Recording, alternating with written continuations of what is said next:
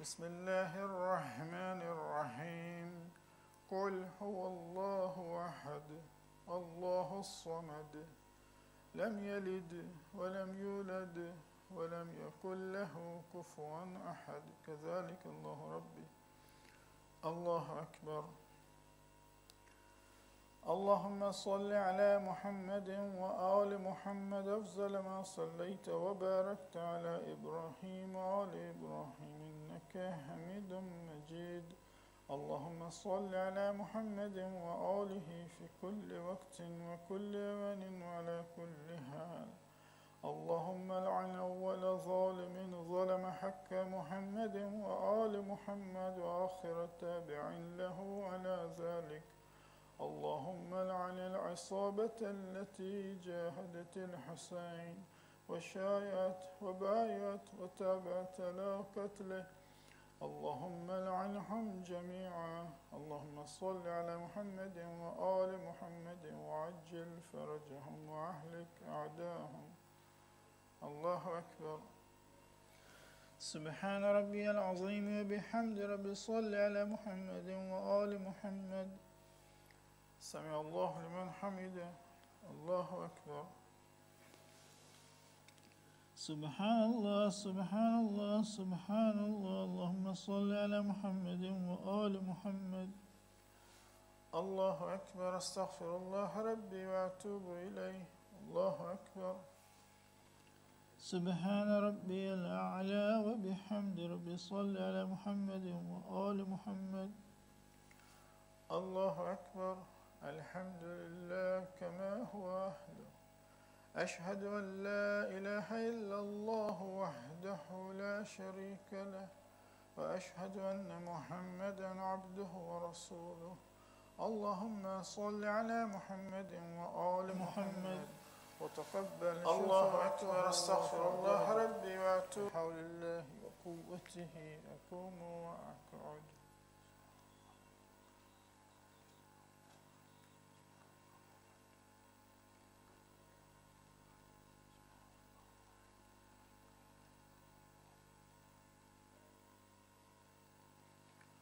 الله أكبر سبحان الله سبحان الله سبحان الله سبحان ربي العظيم وبحمد ربي صل على محمد وآل محمد سمع الله لمن حمده الله أكبر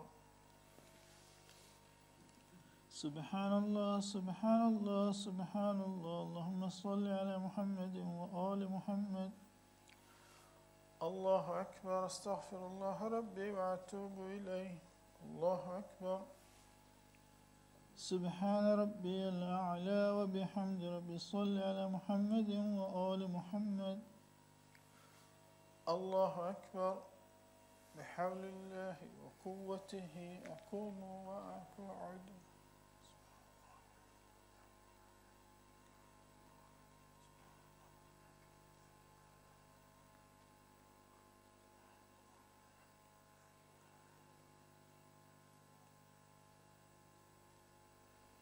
الله أكبر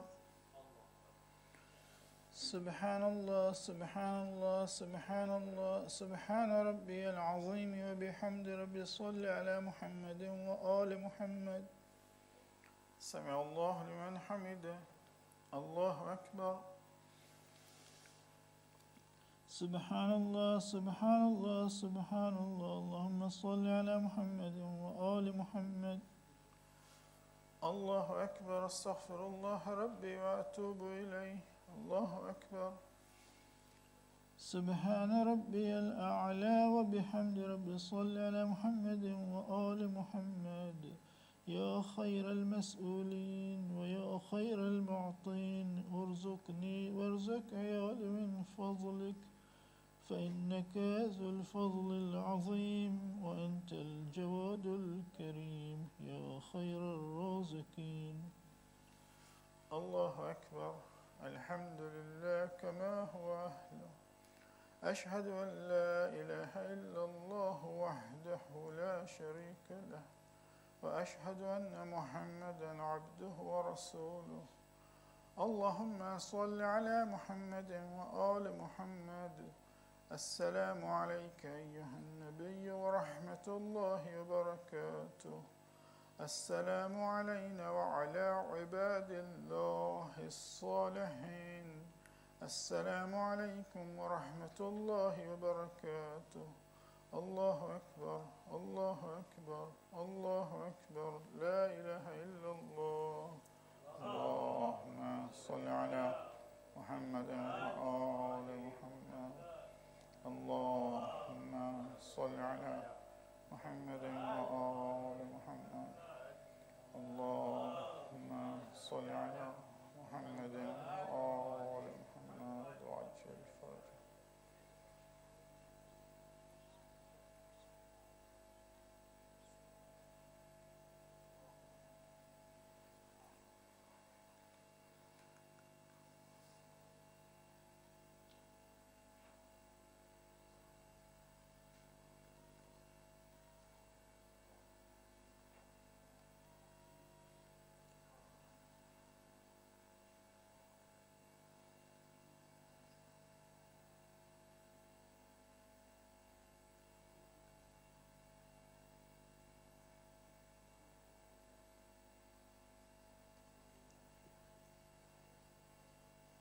أستغفر الله الذي لا إله إلا هو الحي القيوم الرحمن الرحيم ذو الجلال والإكرام وأتوب إليه.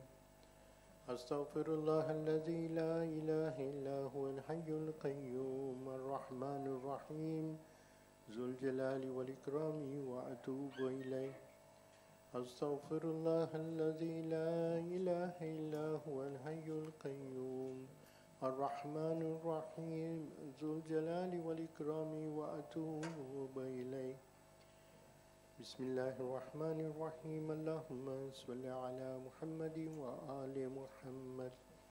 اللهم إنه ليس لي علم بموضع رزقي، وإنما أطلبه بخطرات تخطر على قلبي، فأجول في طلبه البلدان، فأنا في معنى طالب كالحيران، لا أدري في سحل هو أم في جبل أم في أرض أم في سماء أم في بر أم في بحر، وعلى يدي من ومن قبل من، وقد علمت أن علمه عندك وأسبابه بيدك، وأنت الذي تقسمه بلطفك وتسببه برحمتك. اللهم فصل على محمد وآله، واجعل يا ربي رزقك لي واسعا، ومطلبه سهلا، ومأخذه قريبا، ولا تعنني بطلب ما لم تقدر لي فيه رزقا، فإنك غني عن عذابي وأنا فقير إلى رحمتك. وصل على محمد وآله، وجد على عبدك بفضلك، إنك ذو فضل عظيم. اللهم صل على محمد وآل محمد وعجل فرجه.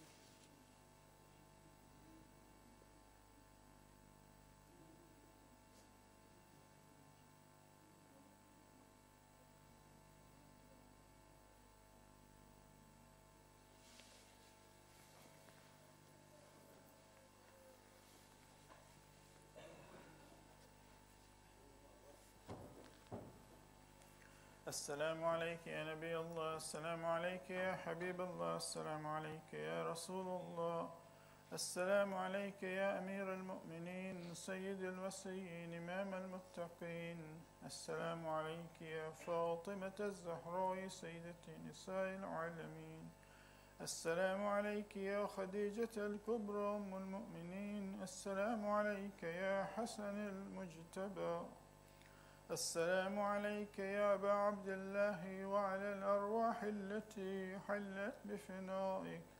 عليكم مني جميعا سلام الله عبدا ما بقيت وبكي الليل والنهار، ولا جعله الله آخر العهد مني لزيارتكم.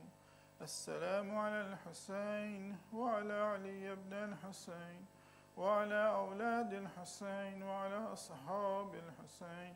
السلام عليك يا شهداء كربلاء جميعا ورحمة الله وبركاته.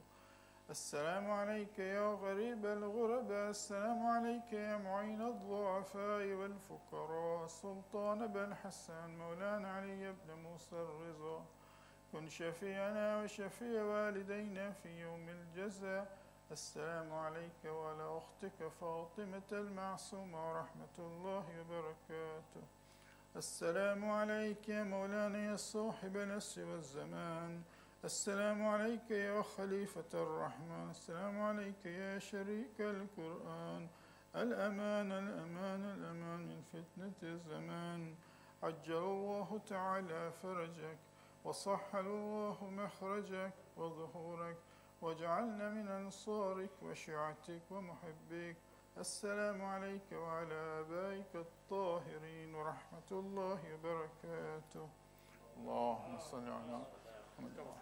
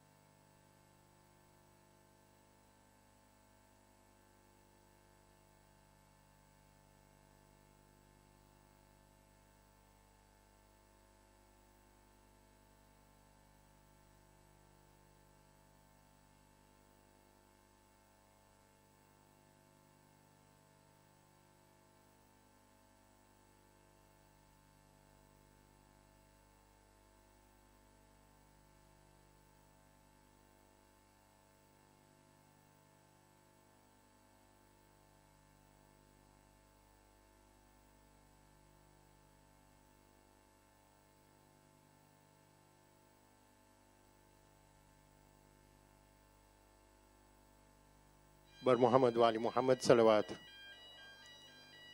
The fire has been activated by the smoke from the oud in the ladies, so please don't worry. We'll take care of the fire alarm in a minute.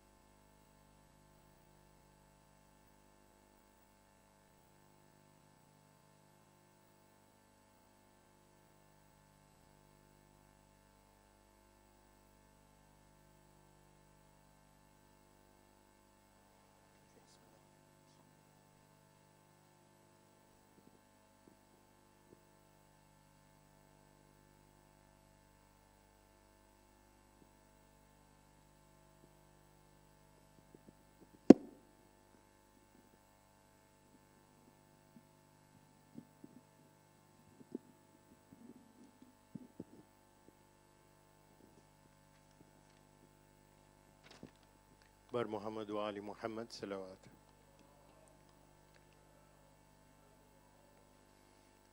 جب ردا سر سے چھنی میں صدا دیتی رہی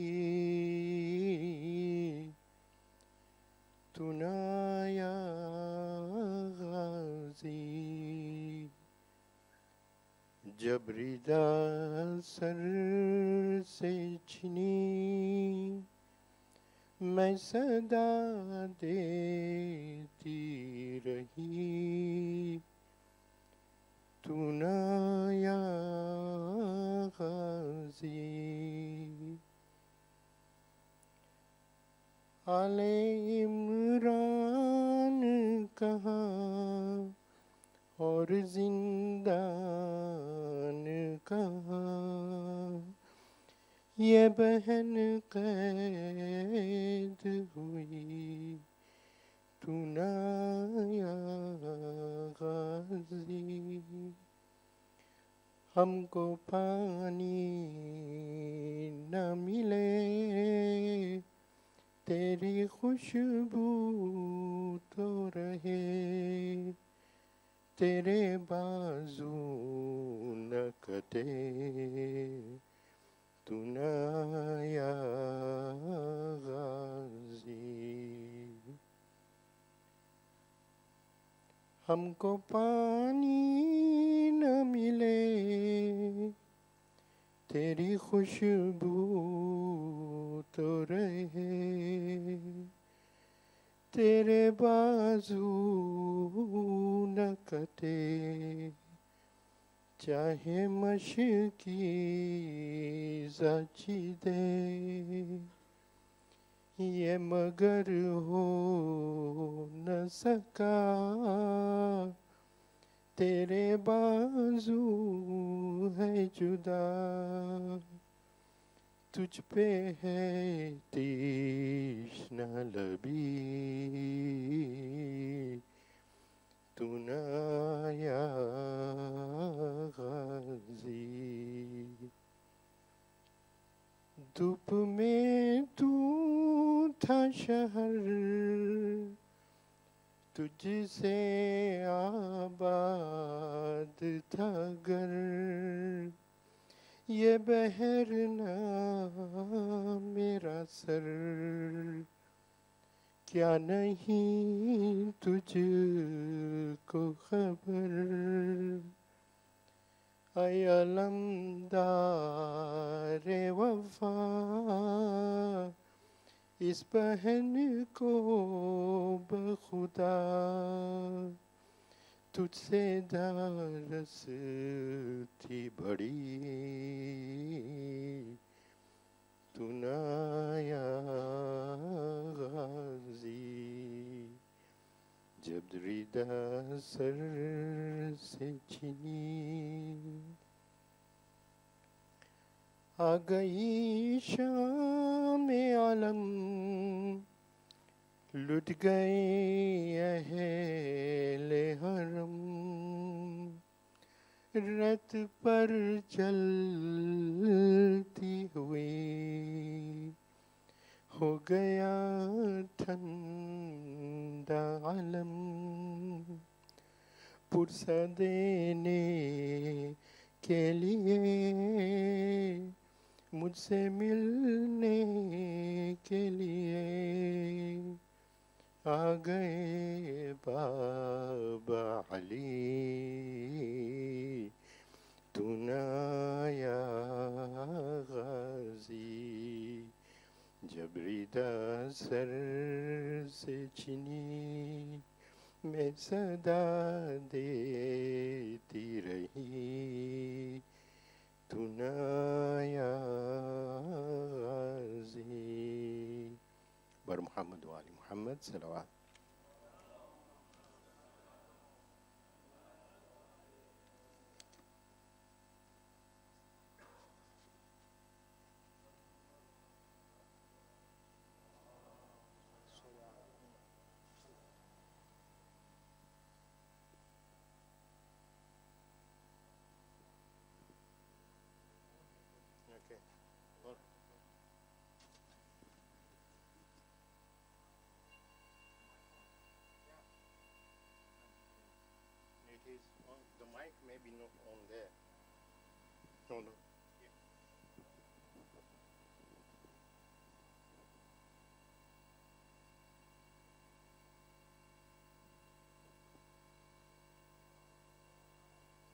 दो हर कौम पुकारेगी हमारे हैं Hussain.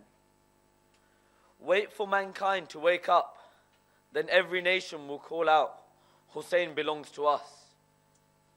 In line with the verses of poetry I have just recited, we gather from a night like this across 2 months and 8 days in remembrance of the lifeline of Islam, the tragedy of Karbala.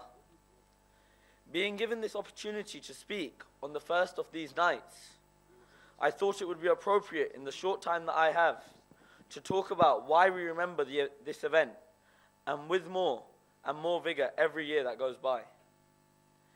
The importance of the commemoration of the tragedy of Karbala can be seen in the many narrations that we have received by our Ahlul Bayt alayhi salam. The Holy Prophet sallallahu alayhi wa sallam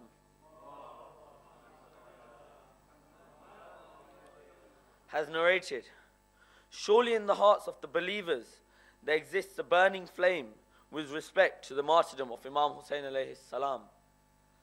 Another narration states, O Fatima, every eye shall be weeping on the day of judgment, except the eye which has shed tears over the tragedy of Hussain. For surely that eye shall be smiling and should be given the glad tidings and the bounties and comfort of paradise. Imam Jafar Sadiq alayhi salam once asked his companion, do you sit together to talk and discuss amongst yourselves? The companion responded, yes. The Imam replied by stating, I approve of these sittings to keep our Imamat alive. May Allah exhibit mercy on those who revive our issue and mission. Through the above sayings, we can see that whilst there are several forms of commemorating Imam Hussain and the tragedy of Karbala, and these in most cases reflect local cultures, we must always remember that the essence remains one, and that is to remember the tragedy of Karbala. In one way or another, and our dedication to the cause which Imam Hussain alayhi salam stood for. Many may ask, why Karbala? Why Imam Hussain? For what reasons do Shia Muslims flock year on year in commemoration of these events? Is there not any other event in history which can serve the same purpose? The answer is simple, no. Karbala is unique, standalone, and a catalyst for the believers. Why? The tragedy of Karbala is such an event that if remembered sincerely, can have a reforming effect on a person, as well as a revolutionary effect on a community. As we know, the Ahlul Bayt are infallible beings, and as such, where they have emphasized so much on the remembering of these events, it is our belief that there surely must be many positives for a believer in this remembrance. These mourning rituals may be small, insignificant, and unneeded practices. However, the strength of these rituals are in fact such that it is able to transform themselves into a better person. In life, before improving, there is always a stage of self-realization that we undertake before we change for the better, as stated in the Holy Quran, in verse number 11 of Surah Ra'd, where Allah says, Truly God does not change the condition of a people until they change what is in themselves.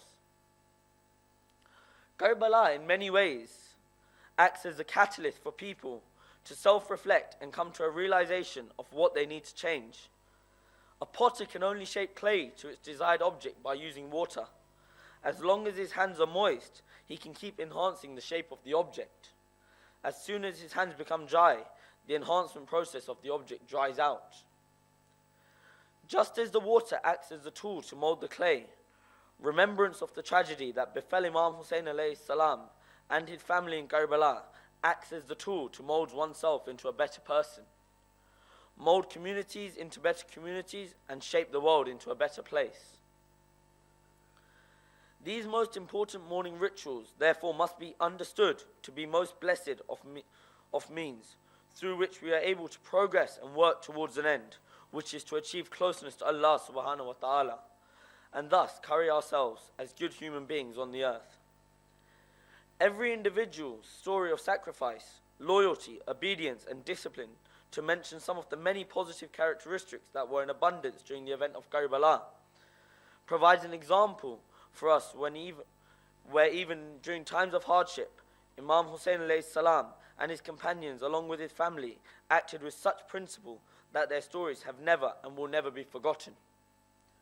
Take, for example, Hazrat Muslim bin Aqil, the representative of Imam Hussain alayhi salam, who had the opportunity to kill Ibn Ziyad when he came to visit a fellow companion in Kufa, however did not go ahead due to the fact that his attack would have been from behind Ibn Ziyad, and that he had learnt from his uncle, our first Imam, Imam Ali alayhi salam,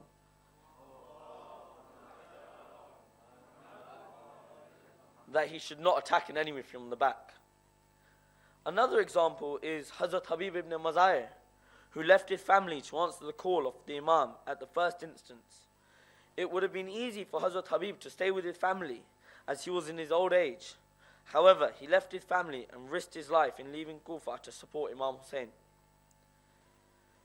Unlike the other so-called companions in Kufa, for when they heard that the Imam needed help, shied away from the opportunity and stayed behind, taking the easy option. It is not only the men of Karbala who showed firm principles. However, as we say, Karbala is a lesson for everyone, such as Bibi Sakina salamullah alayh, who at the time of Karbala was 4 years old and was thirsty, since water had been prevented from reaching the camp of Imam Hussain alayhi salam since the 7th of Muharram. However, we still saw her take care of the young children who were thirsty. This showed her selflessness and that the hard and right choice can be taken by all ages. The biggest example that we can see of character and principle is that of Imam Hussain alayhi salam. When asked to give allegiance to the tyrant of the time, Yazid la'natullah alayh, it would have been easy for him to give allegiance and his family and companions could have lived in peace. However, he stood against the tyrant of the time, even if that meant undertaking a great sacrifice, to show that we should stand against oppression, whatever the situation. The effects of this can be seen in the world today, simply through the fact that Islam is still alive. Where we mourn and show love for those who are shining stars in the time of extreme difficulty, the effect we should endeavor to take is that to resemble in making the choices in life. We should aim to take every step in life with the Prophets and Imam's teachings, and in many cases to follow these is the harder choice.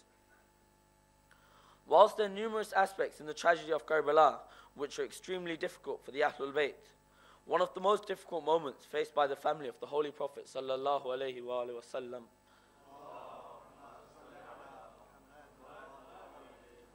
was when the caravan of Imam Hussain alayhi salam left Medina, and one of the daughters of Imam Hussain, Bibi Fatima Sugra, had to remain behind with her grandmother, Bibi Salma. Bibi Fatima Sugra was said to resemble the Lady of Light, Bibi Fatima, and due to her close resemblance, Imam Hussain could not bear to take her with her, as he was aware of the tribulations that would befall the ladies who accompany him. After all, Imam Hussain alayhi salam had seen his mother go through so much in the last few months of her life.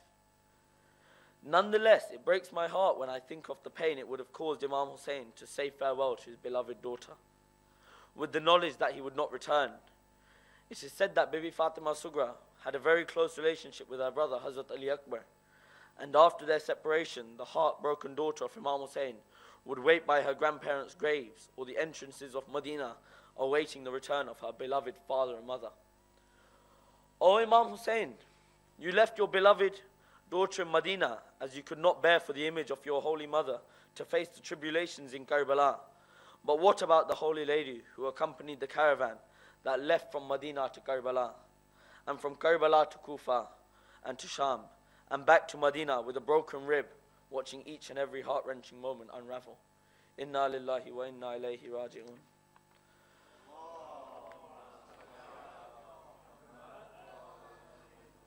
I would like to finish with a couple of lines of poetry in which poets have tried to explain the importance of the martyrdom of Imam Hussain.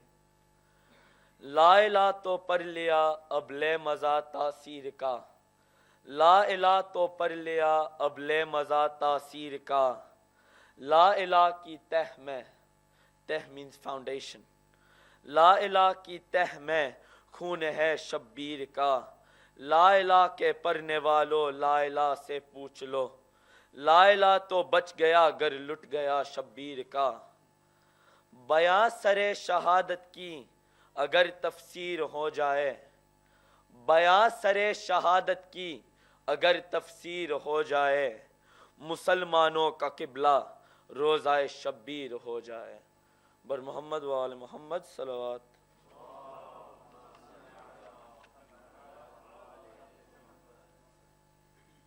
Two quick things before Sheikh starts the majlis. And we will make this as a norm for the next few days to come. One is that I would like you all to stand and come forward, please.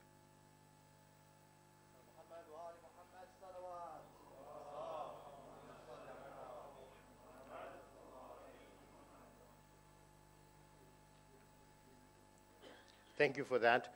And two, children aged 4 to 12, there is a separate majlis for them upstairs in the Zamana Hall.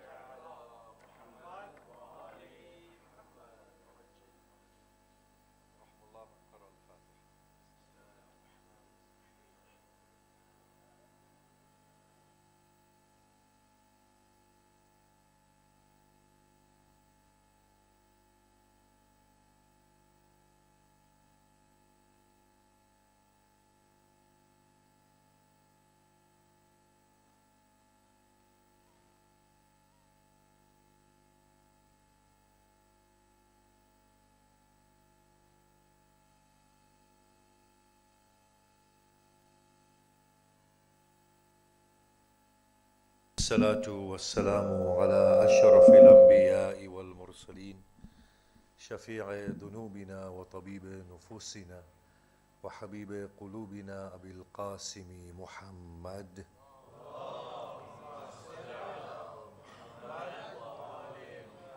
وآله الطيبين الطاهرين المعصومين المظلومين المنتجبين وأصحابه المنتجبين ولعنة الله على أعدائهم أجمعين. بسم الله الرحمن الرحيم. رب اشرح لي صدري ويسر لي أمري واحلل عقدة من لساني يفقه قولي. أما بعد، السلام عليكم جميعا ورحمة الله وبركاته. أعظم الله أجورنا وأجوركم بمسابنا بأبي عبد الله الحسين عليه الصلاة والسلام. بسم الله الرحمن الرحيم. Thank you for giving me this opportunity to come and to receive the blessings from the remembrance of Abu Abdullah Salamullah alayhi. And we thank Allah subhanahu wa ta'ala for keeping us alive to witness this occasion once again, to revive our faith and to bring about that beautiful transformation that needs to be brought about through the remembrance of Hussain ibn Ali. A transformation where mortals are transformed into true humans that resemble the glorious ranks of the angels, and the true angelic beauty that is within us begins to emerge and show itself. What a beautiful introduction our young brother gave to the majlises of Muharram. Indeed, Hussain ibn Ali has brought about such a phenomenal reform within the human community that humanity, leave aside the formalistic Islam, but humanity is indebted to the likes of Hussain ibn Ali. He revives the spirit of humanity, that integrity, that dignity, gives a glimpse of the loftiest status awaiting humanity, where humanity can reach to the thresholds of divinity and begin to resemble the most beautiful himself. This institution, as Imam Khomeini says in terms of Hajj, he says in one of his lectures that if the powers of the world were to spend the entire treasure in creating a platform to gather people to impart a single message, they would not be able to do so. Yet the platform created by Hajj is one people flock to. I will say that he might have also intended to say that the platform created by Hussain ibn Ali through the sincerity of his devotion to Allah and what he offered on the day of Ashura is a platform that crosses Makkah, that prevails upon the entirety of the earth, an institution in itself. Can you imagine? He commands the respect of minds all over the world and transcends colors and religions. We find this so clear within Africa and India that people, when it comes to Hussain ibn Ali, they go beyond their persuasion. And they say, indeed, when it comes to Hussain, we relate to him. This platform that Hussain ibn Ali has created for us is a platform through which a whole nation can be reformed. Can you imagine? People come and listen to Hussain ibn Ali, and for 10 days their minds are there to receive the message of Imam Hussain and to make something of their lives and to bring about much needed goodness in this world of ours. Before I commence with the topic, Imam Hussain Salamullah alayhi was extremely spiritual. In those few hours of Hussain ibn Ali's life that we know, he has impacted us to the core.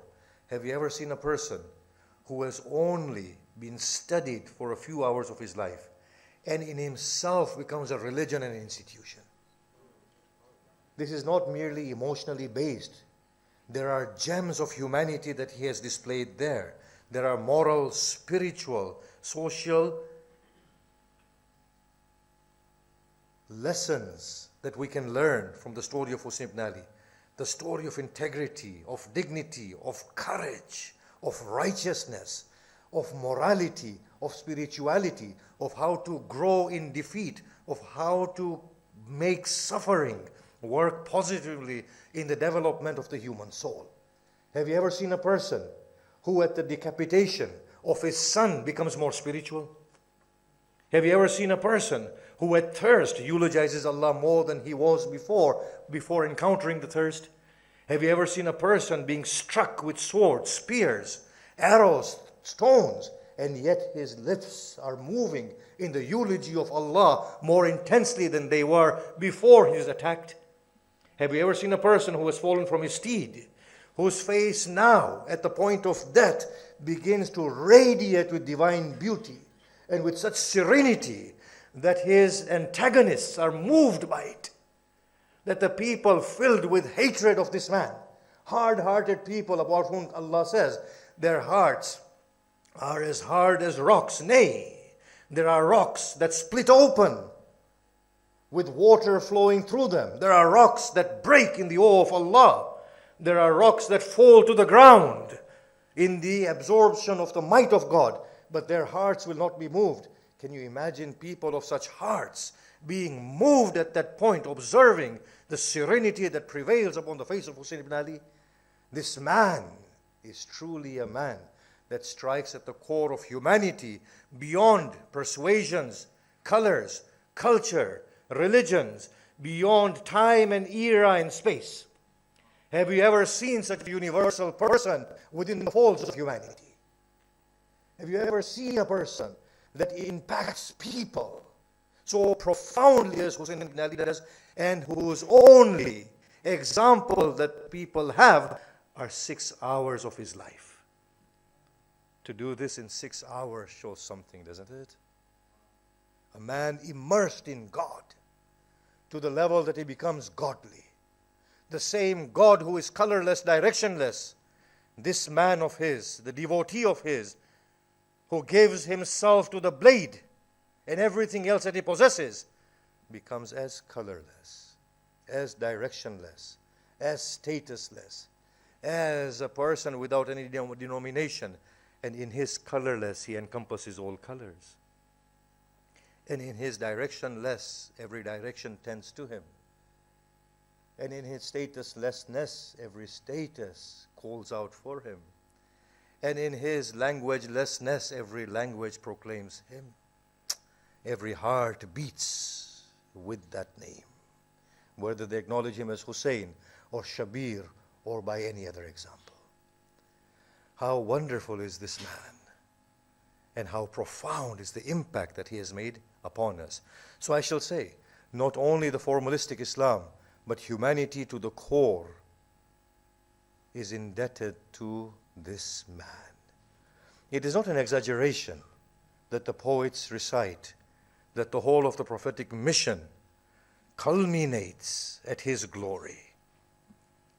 That if righteousness has ever had a standard, an absolute standard, is Hussain ibn Ali. You know, I'll just narrate this as I begin my topic. Somebody called me many years ago and she said, Maulana, can you perform my divorce? I said, well, I have to know which school of thought you belong to. And she said, I don't know. I said, in that case, reply to this. After the Prophet, who is the successor? She said, I don't know. I said, do you know Imam Ali? She said, no. I said, Abu Bakr? She said, no. I said, Khalifa Omar? She said, no. I said, well, what else do you know apart from Allah? She said, I only understand the name Hussain. This is how this man has impacted the minds and the hearts. If we take away the label of Islam for Hussain ibn Ali, he becomes the heritage of humanity at large. If we take away the label of Shiaism, he becomes the heritage of the Ummah at large. This is how broad this man is. Can you imagine? And look at the camp that is with him. Slaves, black, white, Muslims, non-Muslims, man, women, grown-ups, elders, old, young. And all of them pertain to him equally. Have you ever seen such a profound personality within humanity? We take great pride in Hussain ibn Ali, that humanity can culminate in such glory and can stand at such peaks that when everything is taken from them, their dignity is intact. Their morals are intact. Their spirituality is on the ascension. And imagine this of Hussain. As he is being cut into pieces, his eyes are tearing. And they ask him, Hussain, why do you tear? You are the bravest upon the face of the earth and amongst the creatures of God. He says, these tears are for those who kill me. Why do you weep for them, O Hussain? At their fate that awaits them. My heart breaks that these souls have wasted themselves, and Allah has made me a test for them, and through me they will incur damnation. And that is what breaks my heart. At that peak of battle, this is what this heart feels for his enemy. Our topic is Islam, God's centricity and human liberation. And it is apt that such a topic be attributed to Hussain ibn Ali. Islam, submission, wholesome surrender to Allah subhanahu wa ta'ala, the highest principle. God's centricity, that everything within human life is focused specifically towards Allah subhanahu wa ta'ala. And human liberation, to allow humanity to arrive at the lofty pedestals destined for humanity. There was a reason for why the angels appear flat upon their foreheads in front of Adam. Adam and the sons of Adam are destined to reach certain glorious heights. And those glorious heights can only come through a process of liberation. This process of liberation can only come through focus towards Allah subhanahu wa ta'ala. This focus to Allah subhanahu wa ta'ala can only come through surrender, a wholesome surrender to Allah beyond any restraints. And it is apt to connect this to Hussain ibn Ali. The Islam of Hussain was absolute surrender.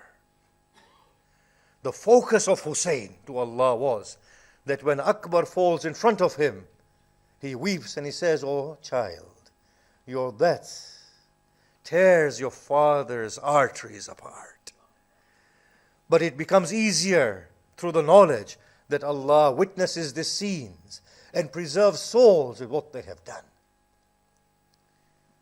The focus that Hussain had, the God's centricity. When he falls, he utters, Allahumma anta muta'aliyul makan, azimul jabarut, qareebun mujib. O Lord, grand are you in your ranks, lofty is your majesty, near and proximate you are, and respond you do to every supplication. Such is the focus. And the liberation that he has is that even at the killing of Abbas, Akbar, Asghar, he does not lose sense of righteousness and his morality. So therefore it's apt to connect this topic to Hussain ibn Ali salamullah alayhi. And in honor of Hussain ibn Ali, we shall commence with this topic of ours. As human beings, we need to understand our world, to understand life, to have some notion of what we are all about in order for us to lead a meaningful life. When a human being awakens to this world and he sees the natural phenomena, he needs to make sense of it, because the human being cannot exist in isolation of control. This control for the human being is through knowledge of what is happening around them. So now the former human being, when he saw the sun rise and the sun set, what they did was they connected human life to the rising of the sun. The setting of the sun was a frightful event for them. So they constructed a worldview that the sun is our God. And hence at night they would offer devotions to the sun in order to ensure that the sun comes out again in the morning. This was the worldview in which they lived. At every point, human beings need to understand this world and how this world is in order to lead a meaningful life. Whatever we understand our world as informs our attitudes, our interpretation of the events of this world, our appreciation of this world, and it will also inform our level of growth. So for example, and I often give this example, but it's a befitting one, so we will give it again. At one point, the world was thought to be flat. Since the world was thought to be flat, it then both informed people how they should look to the world, and it also curtailed them, in the sense that it allowed them to interpret the rest of the universe in terms of flatness of the celestial bodies, and on the other hand, it also curtailed them into how far they could go in exploring this world. And also, it prompted them to create crafts, but curtailed them in making smaller crafts. Because if they were to set a sail, there is a possibility that the ocean might end and they might fall off the edge. So it informs them in terms of how to understand the world. Also, how their activities ought to be, how much they should aspire, and it limits them and restricts them. This is how the world and the human mind has always been. It has been something that needs to make sense of the world, and in accordance with the sense that it makes, that determines the striving, the evolution, and the progression of the human being. Now, let us look at the historical development of worldviews and the paradigms that we've had. The astronomical one, let's say, the cosmological ones.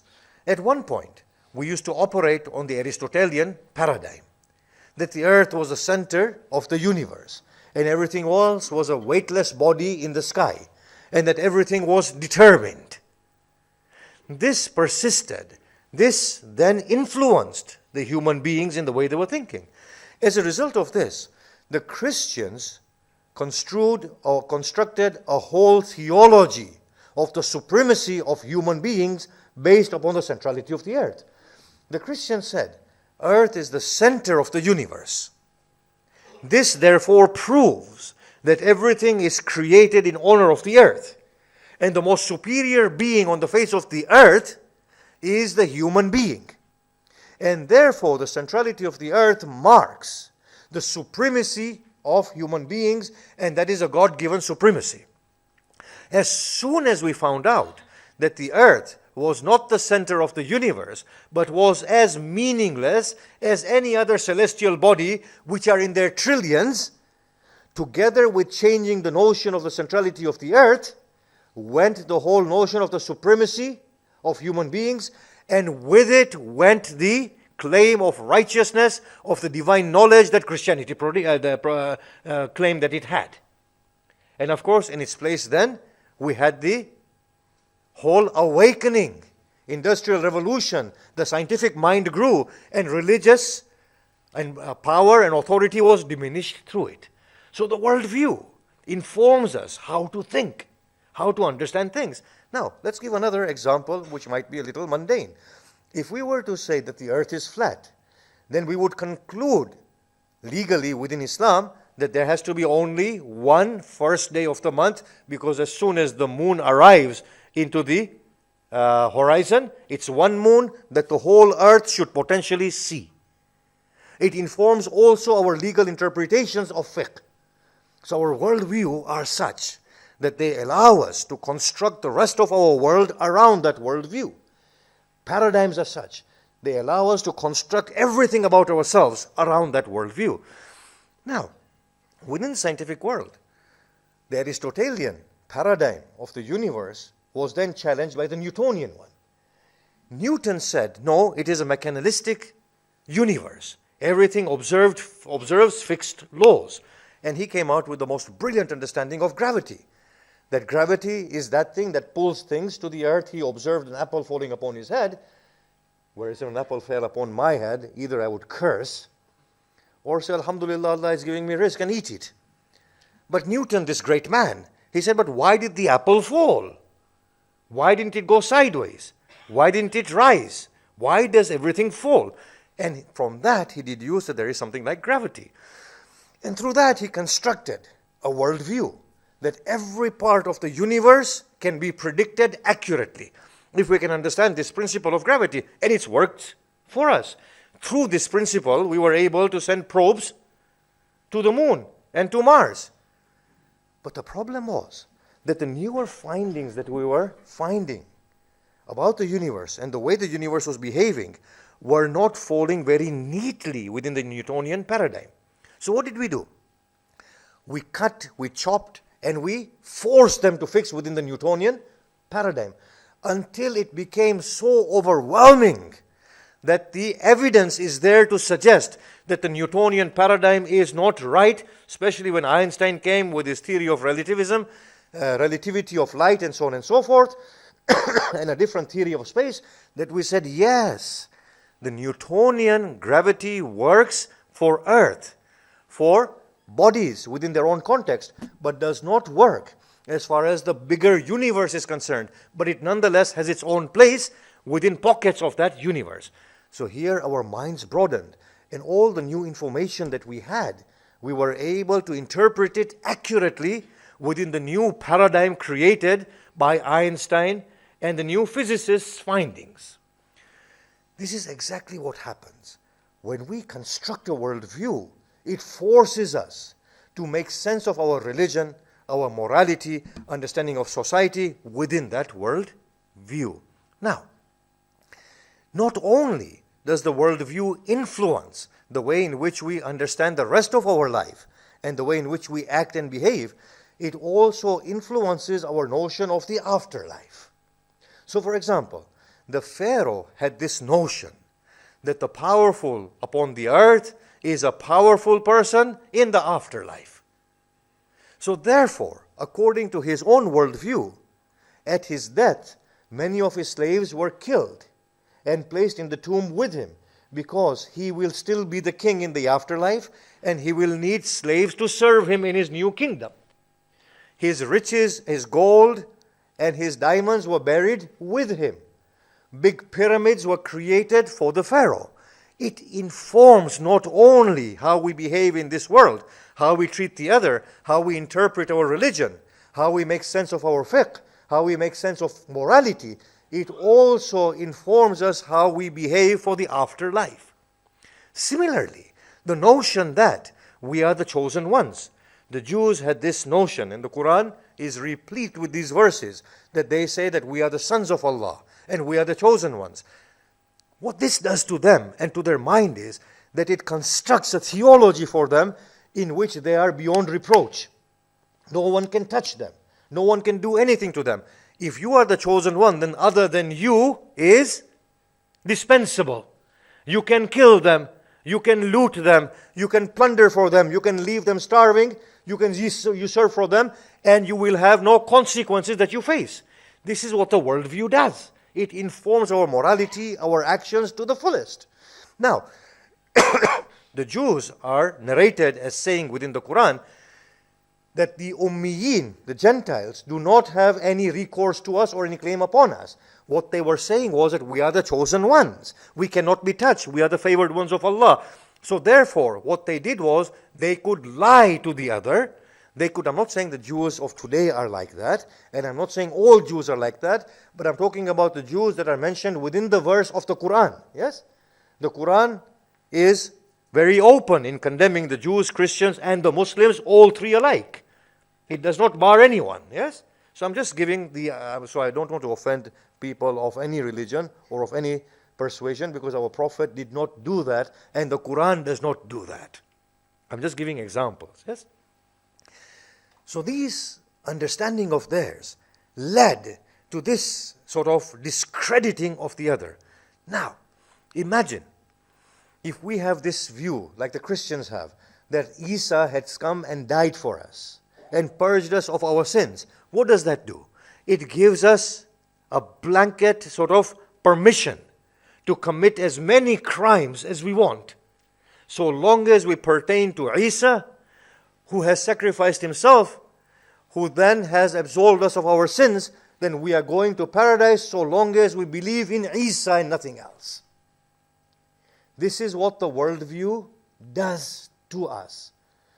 Now, if we have a particular worldview that everybody is condemned and we are the only ones who are the chosen one, what that does immediately is it sets up a bias within our minds to whatever the other is and how we interpret the other. The Prophet came into Medina. The Jews of Medina, they were warning the Medinian community that a Prophet will come. And when he comes, we will predominate. Now, the pagans of Medina used to hear this all the time. They invited the Prophet. They heard the message of the Prophet. Surah Al-A'raf was recited by the Prophet in Medina, and some of the chiefs of Medina in Mecca, and some of the chiefs of Medina had gone to Mecca. They were told that this is a sorcerer, he bewitches, don't listen to him. They nonetheless were overcome with curiosity. So they unplugged their ears and they heard the verses of Surah Araf. And the amazing thing was that in these verses, in which the Prophet was giving his own worldview and the paradigm that he was setting, what he said was nothing to do with Islam. In these verses he said, "O people, do not cheat each other. Do not bury your children. Do not sacrifice your children. Do not kill each other. Do not lie. Be good to each other." This man said, the one who was listening, that he is talking about values that pertain to all of us and that all of us have forgotten.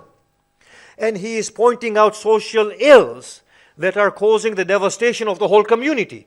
These were the most humanitarian verses ever to be revealed, agreed upon by all the Abrahamic faiths, agreed upon by every human being. And therefore those pagans agreed immediately that what he is saying makes sense. This is the paradigm, not a paradigm in which you have to sacrifice for your gods in order to gain favors of your God, and your God will then sustain you, and until you sacrifice a child, the God will not sustain you.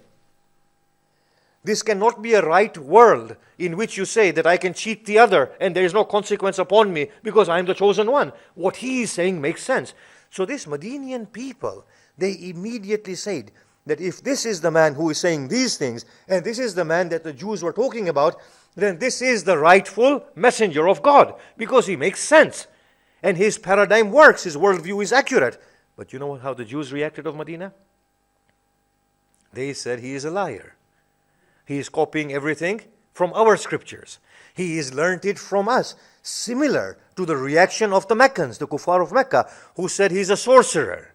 because they weren't as sophisticated as the Jews of Medina. So they leveled blames of sorcery against him. He's a magician. He's a soothsayer. He's learned it from the Jews and the Christians. And the Jews said he's learned our scriptures and he's repeating them, and he is. What happened there was that their worldview barred them from receiving the truth. Their worldview was that we are the chosen ones. The Prophet said there are no chosen ones. God does not have a chosen one. Whoever, the Quran says, Bala.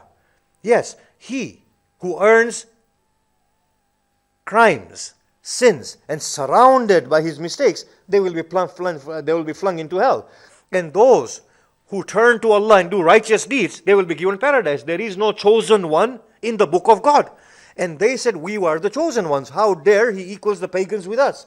So their biases, their worldview, does not allow them to accept the Prophet, and does not allow them to even give him a listening ear and to listen to what he is saying. The bias was in their mind. That bias bars them from listening to him.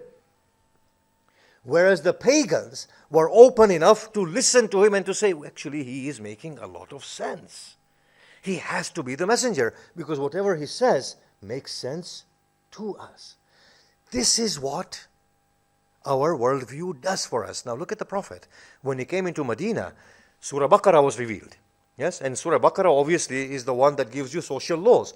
In Mecca, Islam was scattered amongst individuals. In Medina, it acquires a society, a social existence. So the social norms, the laws, the do's and don'ts are revealed in Medina.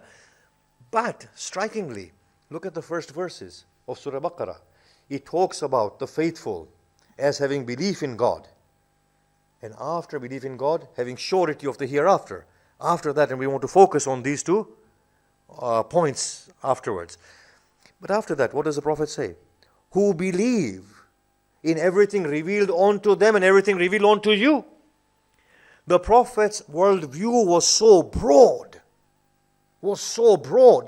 that he said that the Muslim is one who believes in whatever is revealed of the Quran and whatever has been revealed of the Torah and of the Injil and of the Suhuf of Ibrahim and of Nuh and of Musa and Dawood and Isa. This was the worldview that the Prophet had, a very broad one that caused him to appreciate their revelation. And that was the worldview and the bias of the Jews that barred them from accepting the message of the Prophet, sheerly on their bias. Now, what does it mean, Islam got centricity and liberation? What Islam does is it brings humanity to their natural condition. What is the natural condition of humanity? For those of you who've been listening to what I've been saying will find this a bit of a repetition, but hear it because it's quite necessary. From the time of Adam till now, what have we been doing? We have been growing, evolving. We have been maturing. That's the only thing we've been doing. Humanity was born in the cradle as an infant, as a baby. It learned to crawl. It learned to walk with the aid of a father holding its finger. It learned to stand straight. It learned to run. It learned to evolve. That's what humanity has been doing. From stone ages to this, where we are conquering space. But this growth of humanity has been a very expensive one. A very expensive one. It's not been an easy one. Humanity wants to evolve. It wants to burst forth because it is based on the principle of La ilaha. La ilaha means there is no restraint. There is no God. Illallah means the absolute completion. But before illallah comes, there is La ilaha. There is no restraint. There is no curtailing of the growth. You see, what we find is that at every point, human beings are moving forward and suddenly they are curtailed. They are not curtailed because of anything but these false worldviews. The worldviews curtail them by way of religions, by way of cultures, by way of the cosmological sort of view and paradigms that we have. What happens is that after a lot of struggle, they break through and they create a broader worldview. It has come through revolutions, this growth. It has come through bloodshed. It has come through calling people apostates, calling them kafirs, burning them at the stake, crucifying them, killing them in their hundreds and thousands. It has been a very costly, expensive evolution and growth. But nonetheless, humanity has been on a unilateral trend of growth. What happens as soon as the ovum is fertilized? It becomes into a fetus. What happens? It takes birth. What happens? It crawls, it walks, it runs. It becomes a human being who is standing upon its own feet. What happens? It begins to conquer the world through its intellect. And at the end, what happens when the body begins to become frail and begins to descend to the earth once again? The human being arrives at a spiritual, noble spiritual pedestal. We don't see a reverse trend. We are only seeing a unilateral trend towards completion and growth. The human being does that. A seed does that. As soon as you plunge it within the earth, bury it within the earth, it will sprout and grow. From the Big Bang till now, if our appreciation of this physical five-dimensional universe is accurate, from Big Bang till now, what have we done in this universe? We have done nothing but grow and elaborate. This is the natural human condition. One of breaking all boundaries, all restraints, not curtailing itself at all. What Islam does is, it informs of that worldview. Islam says, your grandfather was the one before whom the angels were prostrated. Islam says, the heavens, the suns, the moon, the sun, the moon, the stars are all subservient to you. He has created for you everything upon this earth. You don't need to prostrate a rock or a stone. You don't need to prostrate a star or a moon. They are all yours. Oh people, man and jinn, if you can penetrate within the realms of the heavens, then do so. You will not do so save by great force. But He's giving license, do so. For this is your nature. What does Islam do? It brings human beings to its natural position, that you are unrestricted. Go forth. Have no restraints in yourself. Go forth. Achieve whatever is there to be achieved. Delve into the depths of the oceans. Reveal the secrets of the oceans. Go into space. Find out what mysteries lie there. Conquer it all. Colonize it all. It's all for you. You are an unending species that I have created. And what does God do? He takes utmost pride at this surge, at this growth, at this evolution. Are you going to tell me that a teacher wants his students being uneducated? Does any teacher take pride in uneducated students? Or does teacher take utmost pride when his students begin to challenge him and pushing knowledge further? Are you telling me that a father takes pride in a son always being at the mercy of the father's decision and not being able to take their own decision? Or does the father take pride when the son and the daughter, they come of age and they say to the father, now resign and we will take over the business empire? God has instilled that nature in the father, in the instructor. God by priority has the same nature. If He takes pride in Adam and says to the angels, despite the bloodshed and the corruption, even then, I take pride in him, now prostrate in front of him. Imagine what we must have. Despite the bloodshed and the corruption, Allah takes pride in Adam and gives him the knowledge of all names. What will this knowledge do inside? It has to bubble up and come out. Adam has all this inside him. Me and you are the spectacles of Adam, are the reflections of Adam. This has to manifest itself. What does Islam do? It brings human being to that level of their nature. Unrestrict yourself. And that's what the Quran says. He is the Nabi al-Ummi that they find maktuman عندهم في التوراة والإنجيل, that they find in Torah and Injil. He does amal al-ma'ruf and makes halal what is good. But by that, what does he do? He breaks the shackles that tie them down and lifts the weight that pins them to the earth. And what does that do? From a nomadic tribe, warring tribe that the Prophet went to, he creates a league of nations. fine, moral human beings, from illiterate Arabs to the greatest poets, from people who do not know more than the shimmering sands of Arabia to explorers, from people who are insecure and worshipped stone to the people who are inventors and fathers of the modern scientific method. What does Islam do? It brings them to that nature that you are unrestricted on the basis of La ilaha. And what does that paradigm mean? It does two things. It says wholesomely submit to Allah. Allah has no limitation.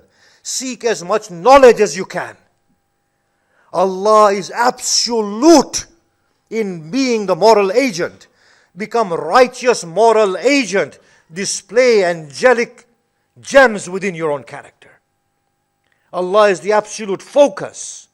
Arrive at that pedestal of spirituality that you yourself begin to mirror Isa, the son of Maryam. That is God's centricity.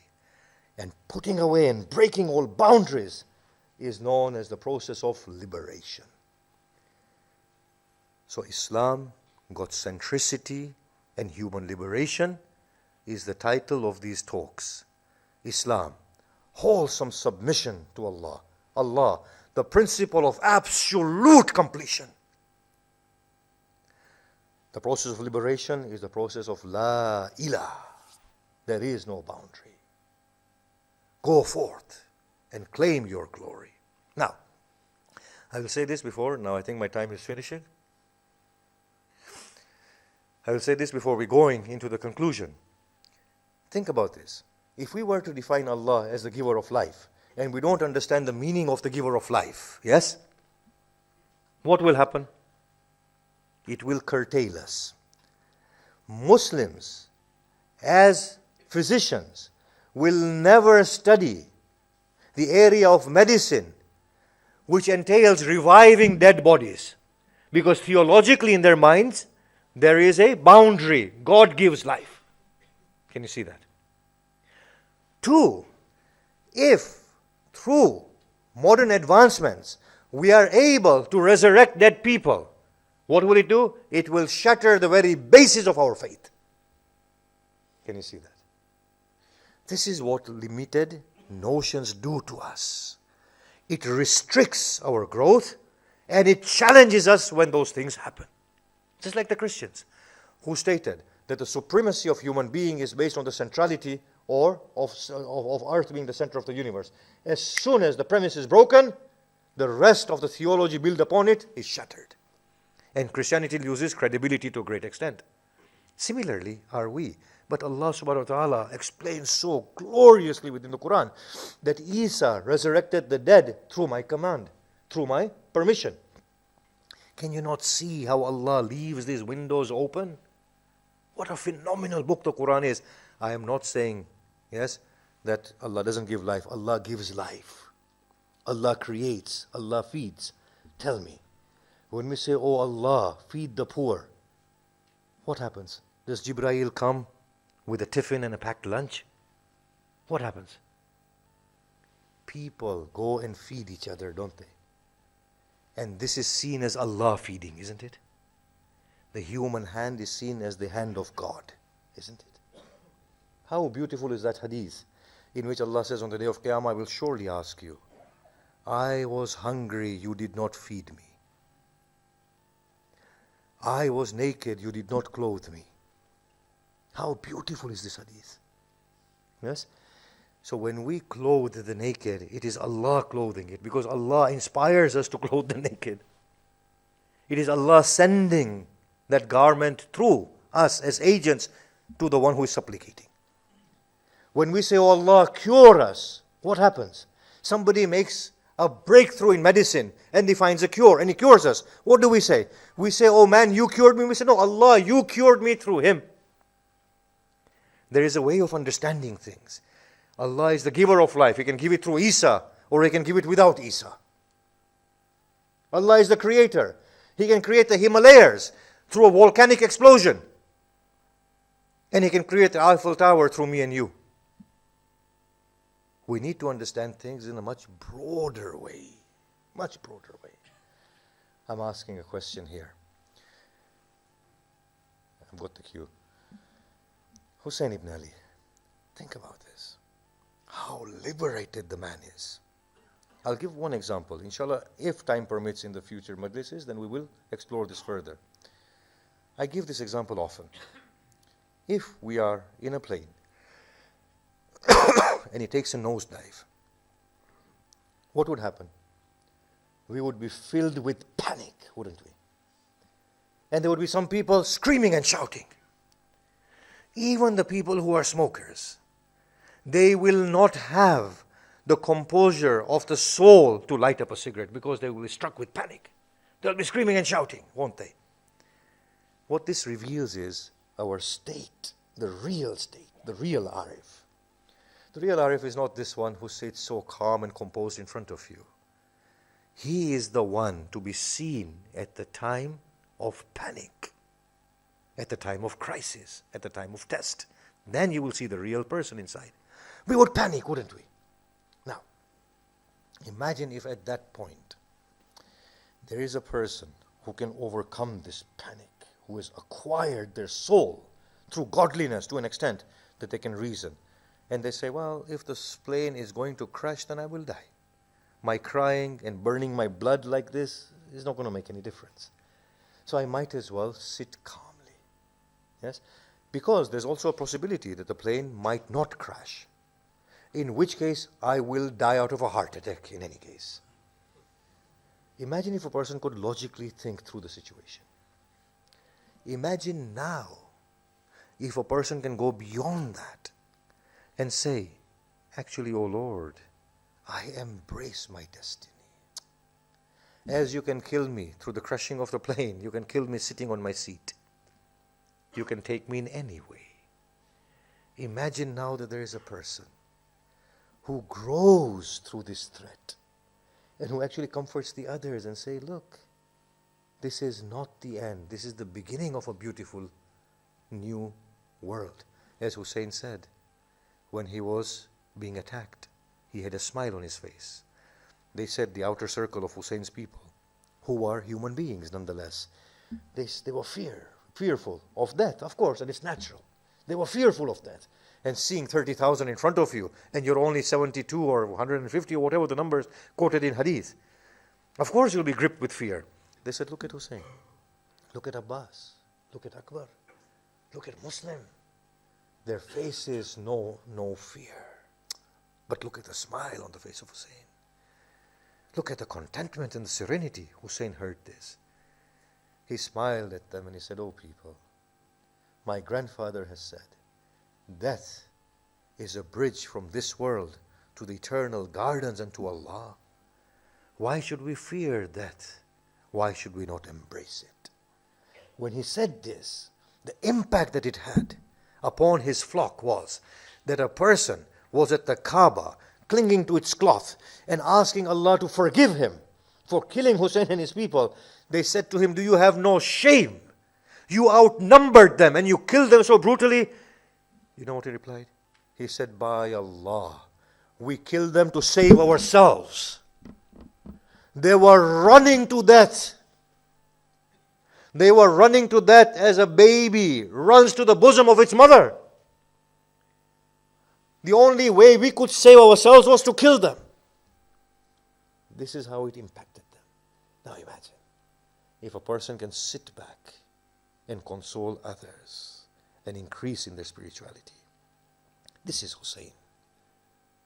He has conquered his fear, his anxiety. You do know that fear is man-made. Danger is real. Fear is made by us. He conquers his fear, his anxiety. I will say this. What Hussain displays is something we can't imagine. We can't imagine.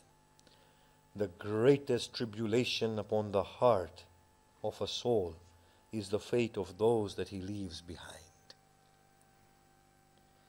As he emerged from his tent for his final battle, a child runs behind him, falling and standing. She pulls at his garment. He turns around. She says, Ya abata, unzur ilayya. Oh father, look at me. inni atshan, I die of thirst. His eyes flood with tears. He places his hand upon her head and says, Saqakillah ya bunayya. O child, may Allah quench your thirst. This is Hussein, who goes forth in the love of Allah. On these nights, on the nights of Shaban, Hussein is summoned by Walid bin Utbah. Imam Hussein gathers Abbas, his brothers, his sons and nephews, and cousins, and says, I fear for the worst. Come with me.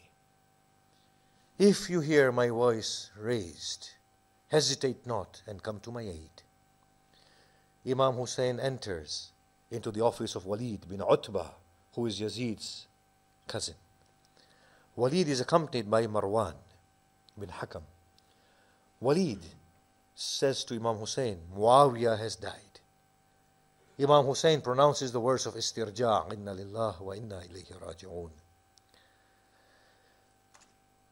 He then reads the content of Yazid's letter, extract the bay'ah of Hussein ibn Ali, and spare him not from giving this bay'ah. Imam Hussein looks at Walid and he says, Oh Walid, would it not be most appropriate that you put this question to me in public, in the view of everyone, and I respond? Walid said, indeed, that would be a better thing to do. Go back to your home and come to me tomorrow at the mosque. As Imam Hussein was about to leave, Marwan said, Walid, behead the man, or extract his bay'ah. When he said, behead the man, Hussein raised his voice. He says, you have lied, O son of an unchaste woman. Shall you behead me, or shall he? As his voice was raised, the door was unhinged. Stood there was the lion of Bani Hashim, with his sword unsheathed, sweat pouring from his forehead, grinding his teeth. When Walid and Marwan saw this, they stood back in shock. Hussein placed his hand on the chest of Abbas. Oh Abbas, calm your soul. Hussein moves back to his home. Abbas has lowered his head and he's weeping. When Hussein comes to Zainab, Zainab says, Oh Hussein, what news do you bring? He says, Oh sister, I bring news of the coming of the promise that was given by our mother. She embraces Hussein. She says, Oh Hussein, is the promise true? Hussein says, it will now unfold. She hears the sobbing of Abbas. She says, Oh Abbas, what has become of you? Oh Zainab, they threatened him and I stood there. Zainab's eyes are filled with tears as she looks at Abbas. Hussein comes at night to the grave of the Prophet. Rasool ko vida karne aate hain Hussein. Qabr athar par girte hain. Ban करते हैं या रसूल अल्लाह वा जद्दा. वो वक्त आ गया कि जब आपका मदीना मुझे छोड़ना पड़ेगा. हुसैन आलम गश में रसूल को देखते हैं. आसमान से नाजिल होते हैं पैगंबर और कहते हैं हुसैन ऊपर की तरफ देखिए, अपना मकाम देखिए फिरदौस में. हुसैन कहते हैं या पैगंबर, ए जद्दे बुजुर्गवार, आप हमें अपने साथ ले जाइए, यहाँ मत छोड़िए. तो पैगंबर कहते हैं हुसैन, शहादत के बाद ही ये मकाम आपको मिलेगा. हुसैन को इफाका होता है. हुसैन की नानी तब तक आ जाती है वहाँ. कहते हैं हुसैन, माजरा क्या था? वलीद ने क्या कहा? कहा है नानी अम्मा, हमें इराक जाना पड़ेगा, कूफा की तरफ, उनके दावतों पर. कहा हुसैन कूफा से परहेज कीजिए. आपके नाना ने मुझसे कह गए थे हमसे कि हमारे हुसैन जब कूफा की तरफ बढ़ें तो इस शीशे में जो खाक है उसे गौर से देखते जाइएगा. जब ये सुर्ख हो जाए तो समझ लेना कि हुसैन चल बसे. کہا کہ اے نانی اماں، میں جانتا ہوں میرے آگے کیا کچھ ہے، کیا کچھ آنے والا ہے، اور کیا کچھ مناظر پیش آئیں گے، اور کیسے مقامات کا سامنا کرنا پڑے گا۔ کہا اے حسین، کیا واقعاً آپ قتل ہو جائیں گے؟ کہا کہ نانی اماں، نہ صرف میں، کوئی بھی باقی نہیں رہے گا ہاشمیوں میں سے۔ کہا اے حسین، کیا ہونے والا ہے عاشور کے دن پر؟ میں کہوں گا اے حسین کی نانی، ذرا دیکھیے کربلا کا منظر ہمارے ساتھ، کیا دیکھتی ہیں آپ؟ تو شاید انہوں نے کہا ہو کہ ایک چھوٹی سی بچی کو دیکھ رہی ہوں، خشک مشکیزہ تھامے ہوئے، کہہ رہی ہے یا عطشان واہ اماں، کبھی پیاس کو روتی ہے، کبھی چچا عباس کو رو رہی ہے۔ میں کہوں گا اے نانی کچھ آگے دیکھیے، تو کیا دیکھتی ہیں؟ ایک کڑیل جوان زمین پر گرا ہوا ہے، ایڑیاں رگڑ رہا ہے، اور سینے میں برچی کا پھل، اور حسین سر پہ خاک ڈال رہے ہیں اور کہہ رہے ہیں واہ جدہ۔ میں کہوں گا اگر آگے دیکھ سکے تو دیکھیے، کیا دیکھ رہی ہے؟ حسین کا بے سر لاشا گوڑوں سے روندا گیا۔ الا لعنت اللہ علی القوم الظالمین وسيعلم الذين ظلموا أي منقلب ينقلبون۔ ماتم حسین۔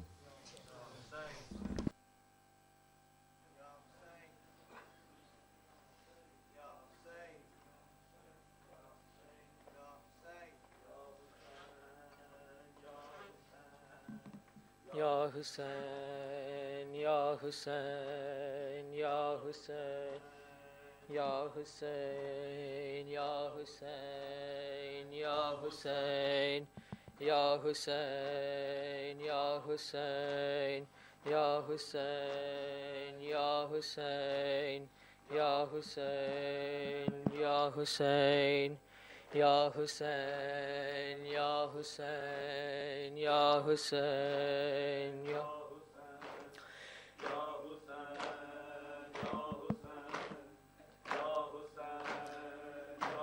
چلا میں وعدہ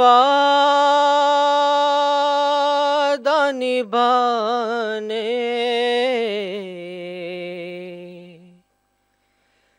چلا میں وعدہ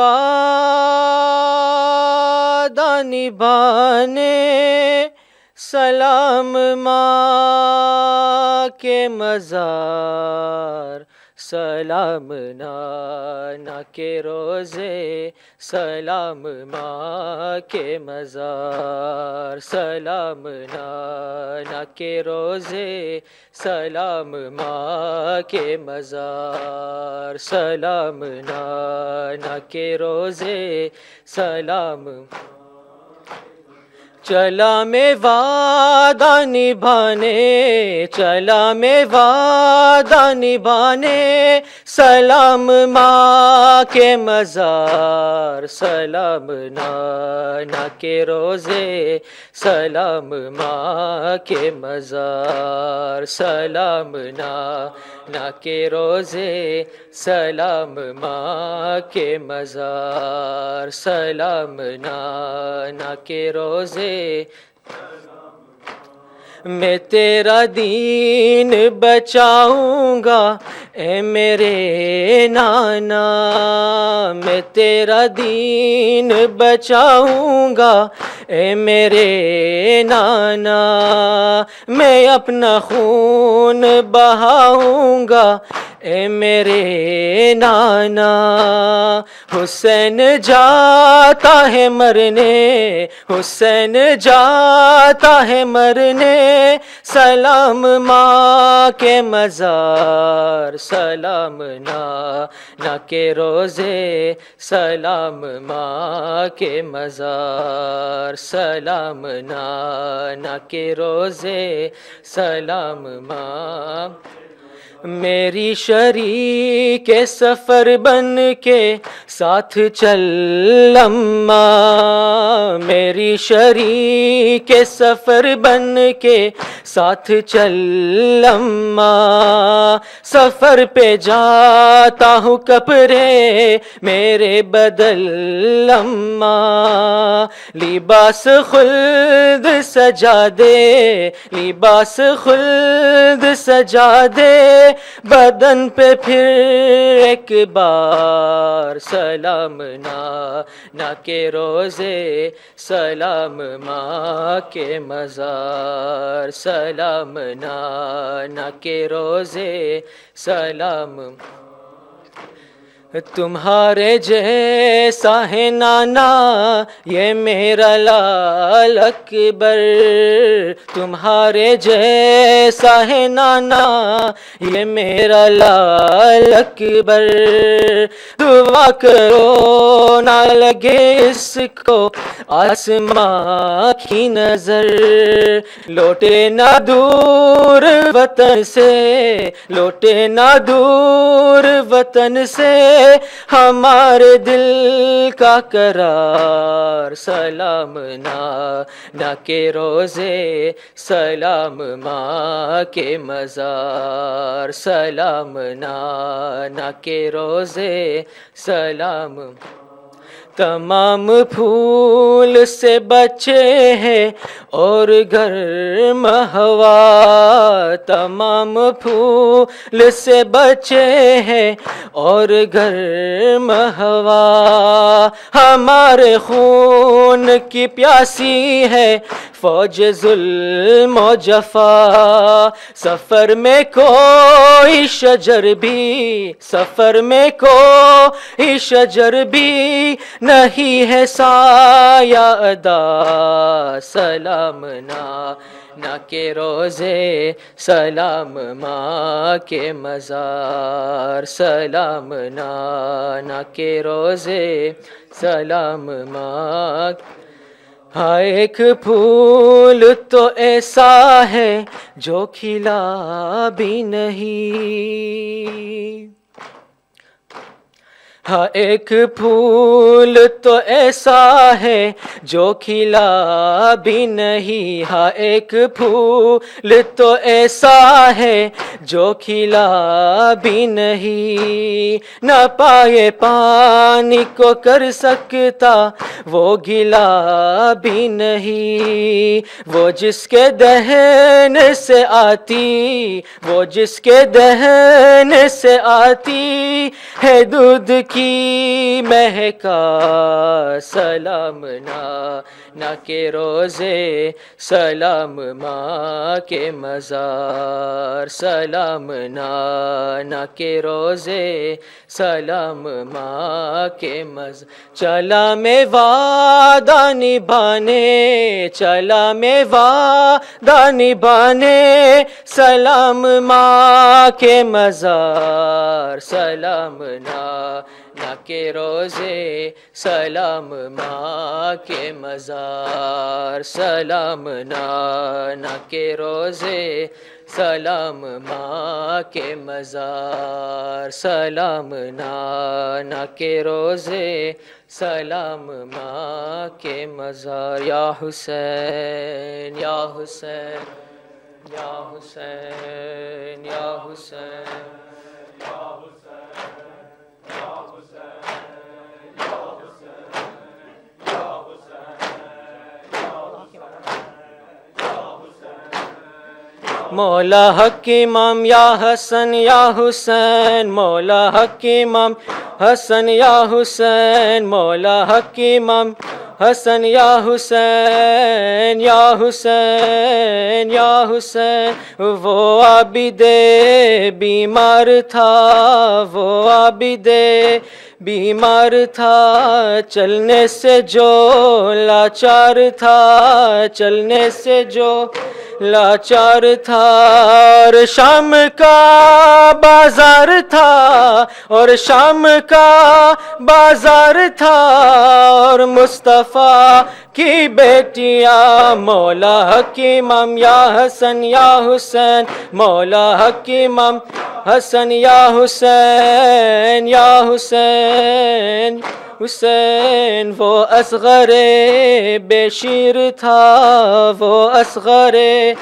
بے شیر تھا اور حرملا کا تیر تھا اور حرملا کا تیر تھا پیاسا گلا کیوں کر کٹا روئی زمیں اور آسماں مولا حق امام حسن یا حسین مولا حق امام حسن یا حسین یا حسین یا حسین یا حسین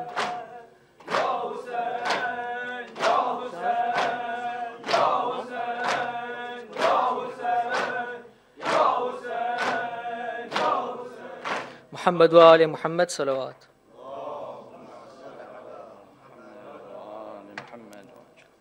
Bismillah ar-Rahman ar-Rahim. Brothers and sisters, Assalamu alaikum wa rahmatullahi wa barakatuh. Could we please recite dua shafa for all in the Marid, please? Bismillah ar-Rahman ar-Rahim. Amma yujibu al-mudhtarra iza da'ahu yakshifu as-su'. Amma yujibu al-mudhtarra iza da'ahu yakshifu as-su'. Amma yujibu al-mudhtarra iza da'ahu yakshifu as-su'. عما يجيب المضطر إذا دعاه ويكشف السوء عما يجيب المضطر إذا دعاه ويكشف السوء اللهم صل على محمد وآل Muhammad. Brothers and sisters, could you please start Surah Fatiha for all the marhumeens whose names will be appearing on the screens and for all their deceased family members. Surah Al-Mubarakat Al-Fatiha.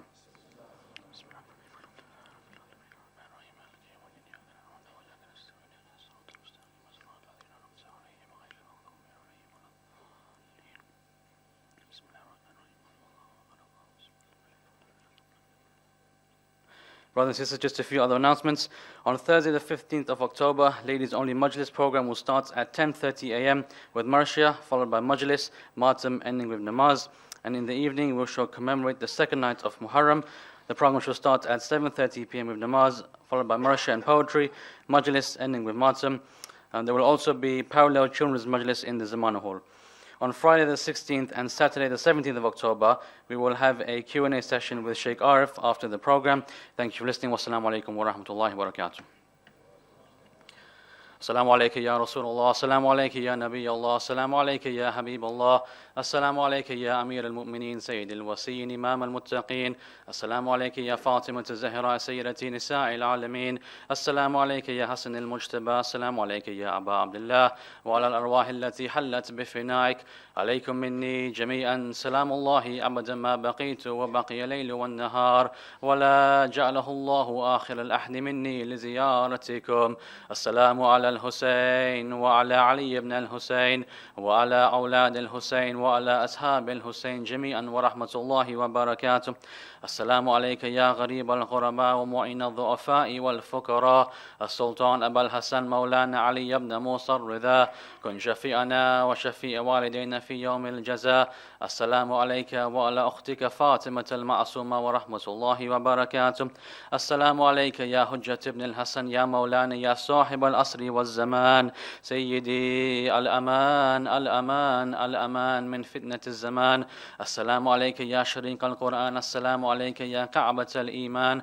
السلام عليك يا إمامنا وإمام الإنس والجان. أجل الله فرجك وسحر الله تعالى مخرجك وزهورك ورحمة الله وبركاته.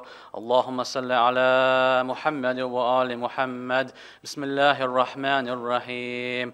اللهم كن لوليك الحجة ابن الحسن صلواتك عليه وعلى آبائه في هذه الساعة وفي كل ساعة وليا وحافظا وقاعدا وناصرا ودليلا وعينا حتى تسكنه أرضك توعا وتمتئه فيها طويلا برحمتك يا أرحم الراحمين.